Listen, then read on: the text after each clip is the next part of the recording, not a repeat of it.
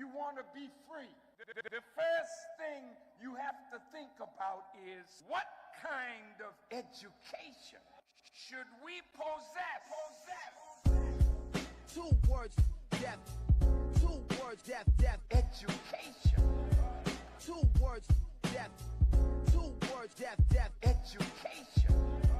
Death, death. Education.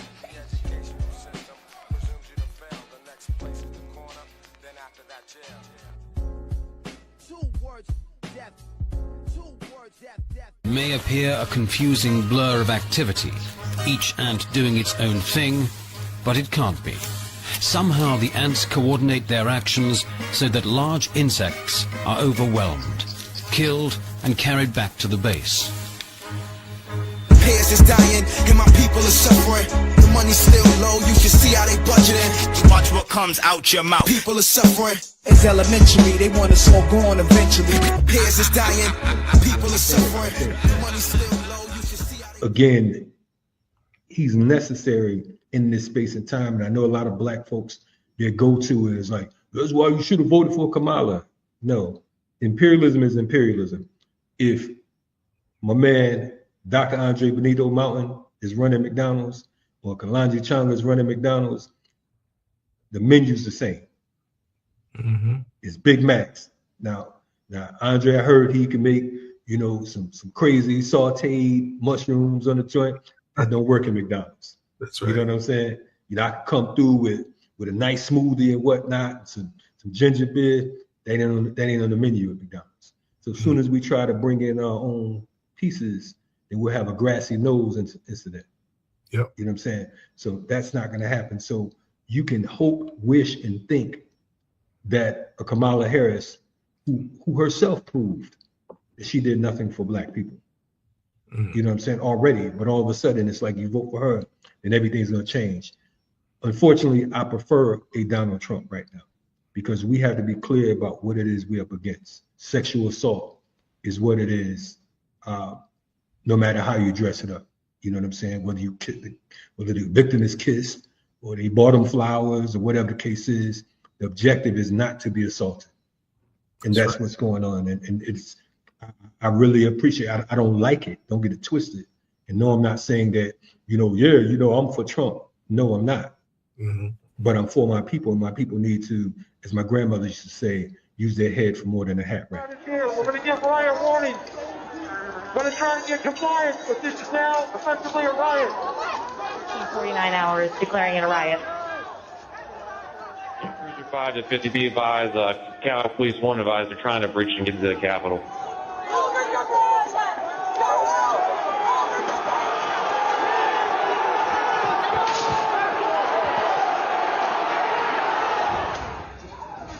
We have a breach of the Capitol!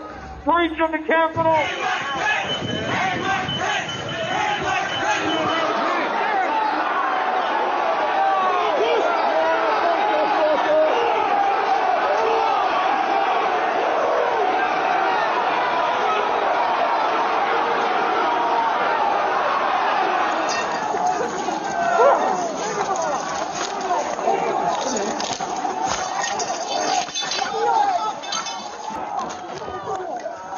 We need to hold the doors of the Capitol.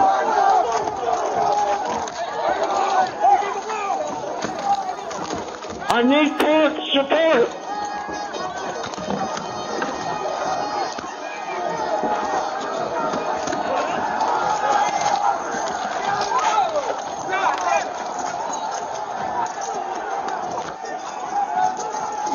We lost the line. We lost the line. All MPD, step back!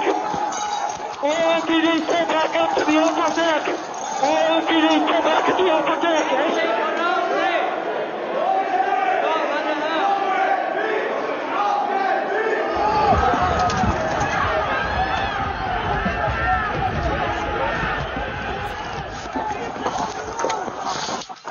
They were peaceful people. These were great people.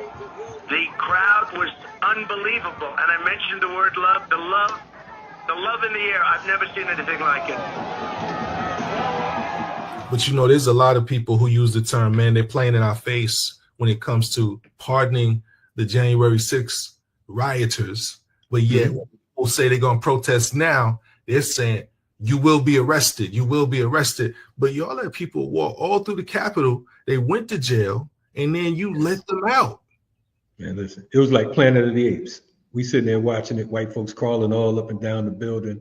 First of all, we ain't even got to say what would happen to us because we already know that. You know, that wouldn't even, we wouldn't even been janitors up in there. I'm surprised they had black security up in there, let alone climbed up the wall. Like, what? they'd have popped me as soon as I even looked like I was looking at the architecture too long. But for them, they did their thing. So I don't even think, to be honest with you, I don't think they playing in our face.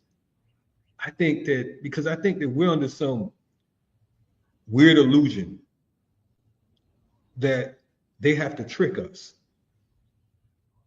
We're under some weird illusion that they didn't enslave us, they didn't tar and feather us, they didn't rip children from our bodies, they didn't destroy families. You understand what I'm saying? They didn't kidnap us. They've already shown us who they are. Yeah, it's like, who we supposed to be? Yeah. You think they respect us enough to, like, they're playing in our face? What are we gonna do? Nothing. And that's what they're telling you to your face. They're not playing in your face. So the thing is, it's you know, and then they'll try to compare other people. Well, you know what I'm saying? They talking about R. Kelly, or they talking about P. Diddy. They didn't arrest this, so they didn't arrest that one. Man, miss me with that. You ain't white. That's the bottom line, man. You know, you're not white, you're not rich. And even if you are, you could be Epstein. Mm-hmm. You know what I'm saying? They'll say you committed suicide if you got too much information and they scared you're gonna leak. So this is this the order of the day, man. So, you know, I think that we like to you know, our poor people, man, poor black folks, man. I love us, man, but man, sometimes I just feel sorry for some of our folks because we come off hopeless. Mm-hmm. And we're looking for someone else to save us. And as Mama Harriet said, no one's gonna save us but us. That's right. And until we recognize that, until we look at folks like Ibrahim Traore, until we look at folks like Julius Malema, and many of our ancestors and freedom fighters that existed and still exist, we're gonna keep running around on this what's the joint, the wheel that the rat runs on. Yeah. That's what we doing, man. We going nowhere fast. Yeah, it's cute, but what does it mean? So let me ask you this: is there a track or a lyric? Because I do a lot with hip hop music and with hip hop. Is there a track or a lyric that still grounds you when you feel frustrated or just, you know, you're thinking about these things we're talking about? Right. Now I'm gonna sound like I ain't got it all, because when I go to that, it's how about some hardcore Handy Up? You know what I'm saying? MOP. Okay. Yeah. So I get charged by folks like that and Jada, so on and so forth. You know, so you know, that's just as inspirational to me as a number of other different quote unquote revolutionary tracks and songs and so on and so forth. Right now, I'm heavy on folks like Seun Kuti and Black Thought. You know what I'm saying?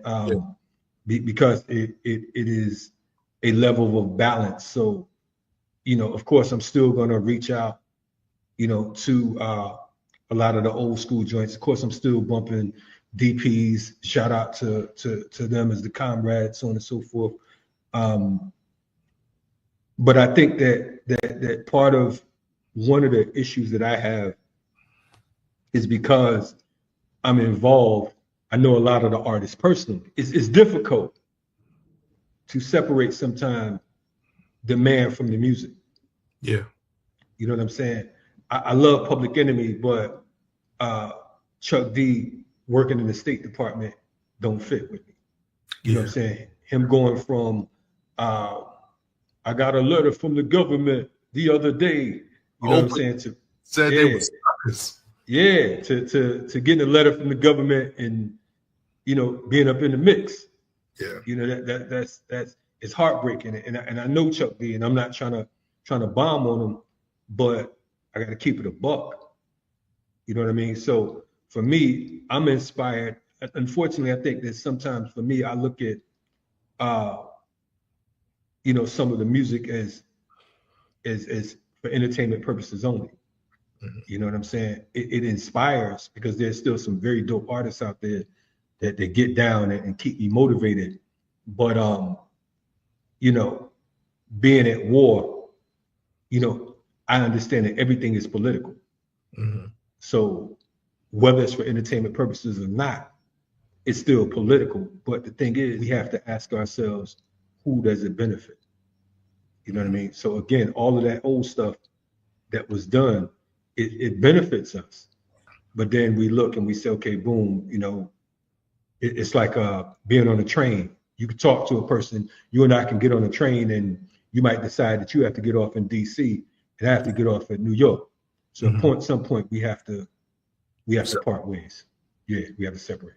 So how do you view the tension between commercialized hip hop and then the potential, the revolutionary potential of the culture? And I asked this question because my good brother, Minister Server, posed a question on Facebook the other day. He was actually referencing that Chuck D interview where he was on, I think it was a Breakfast Club, and Chuck D was asked, is hip hop a tool for revolution? And Chuck D quickly said, no, it's not a tool for revolution. And so Server posed the same question, and I agreed. I don't think it's a tool for revolution. I think it had that potential at one point. I think more it's a tool for liberation. You liberate yourself through the music, and then you can liberate your people in different ways. But revolution means you take over systems. And I was talking to Server about that. I just don't think that we're at that point, and I don't think we've ever reached that point. We had the potential, and then things turn. What are your thoughts? Well, I think that, you know, a wise man utilizes all tools, right? So, I'm going out to fight. I'm going to war. You know what I'm saying? And you know, my lady makes me a soup.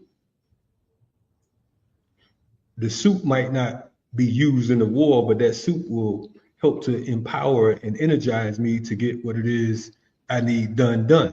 Now, if I don't have that soup or that bowl of rice and I don't eat, then I don't have any energy to fight.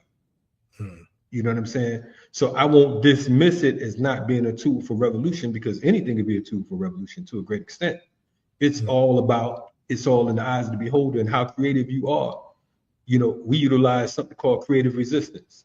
And with our creative resistance, you may or may not know, you know, as far as our organization, we dropped a few different CDs. We did one called Food, Clothes, and Shelter back in the day. We have a joint we did with about 11 MCs on it, the rap of the Siafu, with everybody from Side Rock to Mike Flow on it. We had Black is Beautiful, Black is Powerful. And we used to do these events. And one of the events we used to do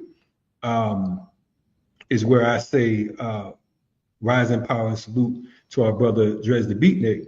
He was the host. It was a joint we used to do called Crew Love. And what we did with all of this music and these artists, the artists weren't necessarily revolutionary artists. However, as an organizer, we had the ability to bring all these different individuals together. We did a thing called Poets for Political Prisoners. We had the ability to bring individuals who may not have been thinking about revolution, who may not have been thinking about culture, and who may not have been thinking about working with each other, to come off with some revolutionary material.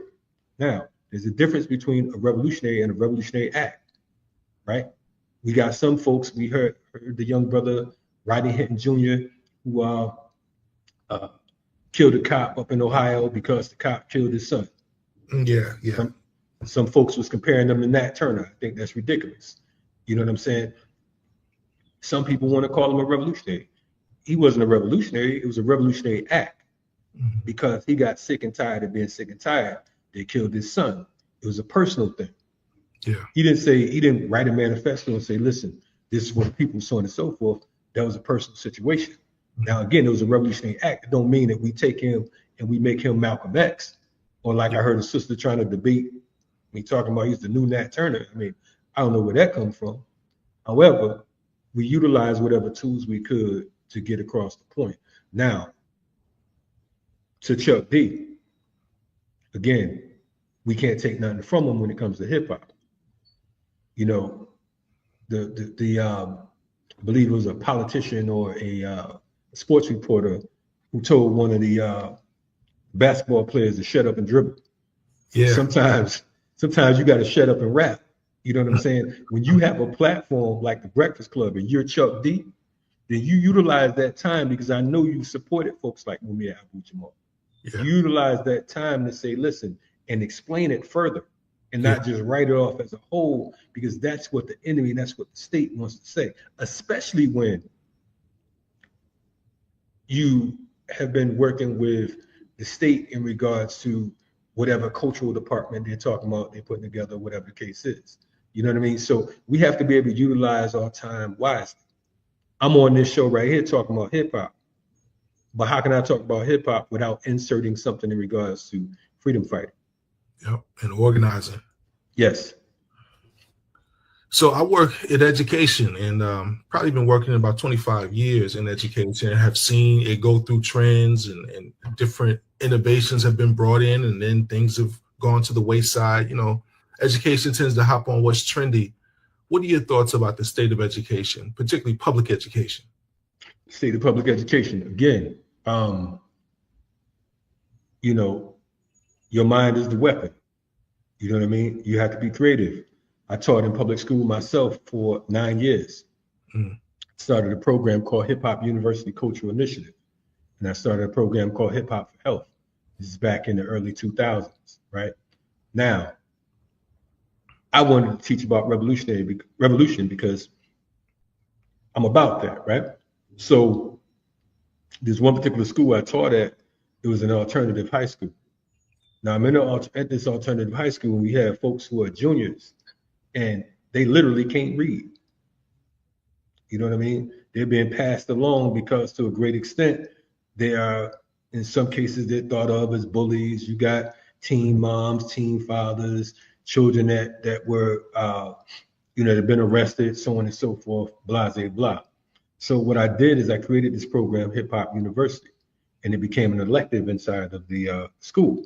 And so what I did is I put together at the time a digi studio where they can record, hook them up with this public access school so we can start doing, we did a little independent TV show, you know what I'm saying? But as far as the literacy, I understood, as far as the particular pedagogy of the school, it wasn't matching with what it is that they were accustomed to or that they can relate to. So I said, how am I going to teach these kids how to read? So what I did was I got Donald Goins books, Iceberg Slim books, and we started off with that. Now, of course, people like, have you read this book? Yeah, I have. But the kids are into it now. So from there, we go to Spook Who Sat by the Door. Same time, I got the classroom set up with different posters. I had a little connection at the local record store at the time. So I got different posters and whatnot I'm hanging up. Tupac posters, Bob Marley posters, Dead Prez posters, so on and so forth. You know what I mean? We made it look fly. I got all types of, we still on VHS at this time. So I got all kinds of tapes from Breaking to Beat Street to Wild Style, all that type of stuff. So the kids are excited about coming to class. Yeah. But again, they go from Donald Goins and Iceberg Slim to Spook Who Sat by the Door. Now I'm teaching about pop. Now I'm teaching about Bob Marley. Now we're teaching about revolution. So they're learning about revolution the whole time, but they don't know it. Now, after the while, the school gets hip to what's going on, and of course, that program's canceled. So we have to take this public school system, and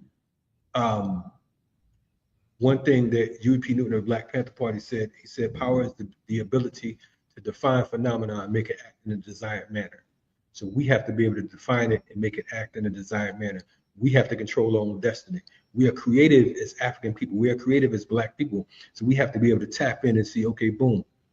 You know, when they were on a plantation, they created dances, songs, and all types of things for revolution. When it went down, on some plantations, the sugar cane became the weapon. The machete that they was using to clear the field became the weapon. the drum became the war call. You know what I'm saying? The song was giving you direction. Yeah. You know what I mean? So even in captivity, we have creativity. So again, we can't, to quote Khalid Abdul Muhammad, if they won't teach you right, if they won't treat you right, they ain't gonna teach you right. Man, you're making me rethink my thoughts and my response on that, because now I'm seeing that it doesn't have to be a direct tool of revolution, but it can be an indirect tool of revolution. Of course. Yes, sir. Because again, everything is political. Everything. The way we talk, the way we walk, the way we look. This combo right here that we have is connected to our enslavement, into our being oppressed, kidnapped, so on and so forth. And someone may be like, well, how so? We speak English. This isn't our native tongue. We dress like Europeans. This ain't how we dress. You know what I'm saying? We eat European foods. It is rare in most cases that African people eat their traditional foods here in this particular country or abroad. It's almost like a special treat when you're going to eat a Caribbean meal or a traditional African dish. Yeah, you're right. You're right. Yeah. So the thing is, we are byproducts of our own demise and of our own enslavement, but we don't even know it, because even the way we think European. You know what I'm saying? We see things in a European manner. The way we choose our mate is based on a standard that ain't even our standard. You understand what I'm saying? Right. Our standards of beauty ain't even our standards of beauty. How heavy is that? I mean, that's insanity that you can't even determine your own standard of beauty. If you like a particular person, you're more concerned with what the world thinks they look like or sound like than how you feel. I'll tell you a funny story, man. I had some relatives. I took them to an Ethiopian restaurant here in Atlanta. And, I just wanted to give them a different experience, man, some exposure to the culture, some exposure to just a different palette, right? So the waitress comes over, and, I've been there a couple of times, so I'm suggesting some things. And I can remember my aunt, she looks at the menu and she says, do you have any pork chops or any fried chicken? And so I don't know what y'all eat. No matter, even if we take you to the space, our mindset is still a certain way. Yes. But she would not ask that question at an Italian restaurant. She would not ask that question at a French restaurant. We in bad shape. And it's funny, but the reality is, it's like, yo, this thing is serious. It's deep. It's man. Deep. So let me ask you, what advice would you give if you were speaking to a room full of educators, early career educators who've been in the game for 3 to 5 years, knowing what's at stake? What would you say to them? What I say to a group of educators, new educators, I would say, be true to yourself. I would say, understand who you are and make sure that your students understand who they are, understand where they come from, so they can dictate where they need to go. And I would also say that this is a temporary moment in your life that can have that can impact the entire lives of others. Because when I was teaching, I was that cool teacher. I'm teaching at this time 7th and 8th grade history. First I'm teaching history, but I'm teaching my history is too damn black. So put them in the math department. But of course, there's just as much history in math as it is in history. I mean, as it in history and history. So I think that, so to that point, there are students who became teachers later on. They told me because they encountered me, because I was their teacher. You understand what I'm saying? But you don't know the impact that you have on people that you meet, especially young folks, especially when you're teaching in the hood and you're showing them that you can stand upright and that you can come to school dressed the way you want to dress. They had a problem with me at this one particular school because of the fact that the bylaws, the rules said that you had to dress clean, presentable, so on and so forth. Cool. To me, that meant I could wear my hoodie, I could wear these Timbs, and I could pull up in my Jeep bumping Wu-Tang, and it's gonna go down the way I needed to. Yeah. And so the students, they rocking with me because of the fact that not only that, on the weekend, I know all their uncles, their fathers and mothers, so on and so forth. So I'm on their block kicking it like everybody else. So they coming out their houses to see me. Yo, Mr. Such Such over the spot. You know what I'm saying? Because I'm regular. But at the same time, you know, it inspired them because of the fact that they saw something different. So for these new teachers, being yourself is the most powerful display of freedom that you can show, that you can demonstrate, because of the fact that it's like you have the ability to not get caught up in other folks' norms and their rules of engagement. Yeah. We talk about we want freedom, but then we telling people what it takes to be free. You know what I'm saying? So if you go to church, you got to dress a certain way. You're in a quote unquote African conscious community, you got to look a certain way. Oh, this sister got to weave. So what? Imam Jamil H. Rap Brown talked about how some people got naturals on their head and perm minds. That's where we are. We like, unfortunately, we're in a era where it's cool to be dumb. The dumber you are, the dumber you look, the more on point you are. The more chains you got around your neck, the more wealthy you are, the more rich you appear. You understand what I'm saying? It's crazy how our people went from trying to get out the chains to trying to get in them. We're in bad shape. Yeah. Well, brother, I appreciate you taking the time. I know it's a busy time, a lot going on this summer, but I definitely respect the work that you're doing, and it's inspiring me to take a stance and get a little more active with what's going on, particularly with those who have been wrongly accused and incarcerated, and with our poor in this community. You know, we're seeing more and more encampments with people sleeping in tents under bridges and along the side of the road all throughout Metro Atlanta. But it's not just Atlanta, it's most of our urban cities. The poor are just out there. We can see it, and it's right there in our face. Yes, sir. Yes, sir. Man, listen, I you know, again, man, a lot of times folks say that, you know, oh man, it's a real honor, and you know, it's almost like whatever. But I respect what you do. I respect how you get down. You know, and I'm definitely going to make sure that I support the show more, whatever we can do to assist. You know, and salute and maximum encouragement. I see the work you're doing as an educator. I catch some of the stuff online, and man, if I had teachers like you when I was in school, I might have wouldn't have dropped out. You know what I'm saying? You know, it was a rough road for me to get to where I am right now. Let's just say that. But I definitely, you know, all jokes aside, man, I definitely appreciate what you bringing to the table, man. And you know, you are hip hop, my man. I appreciate it, brother, man. Enjoy the rest of your day, man, and we're gonna connect soon. All right, peace. Yes, sir. Peace, brother. I'm way medicated, puff lying, lace sedated, and stay dedicated to culture that created the essence of the lessons now delivered in my presence. Kalonji called upon me, so now I pose the question: how is it that the blacks aim in whips and chains, having nothing else to lose and everything to gain? Now niggas entertain for some whips and chains, a white dame and some fame. Is that shit not strange? It's kinda hard holding down your dreams when you blacking in America with institutions set to bury you 6 feet underneath dirt, but depth deep. Disciples psychological when making those ends meet and needs be. A hand feeds the other teases. Gather thoughts, grab the Gatling for good reason. In between success, devil's greed.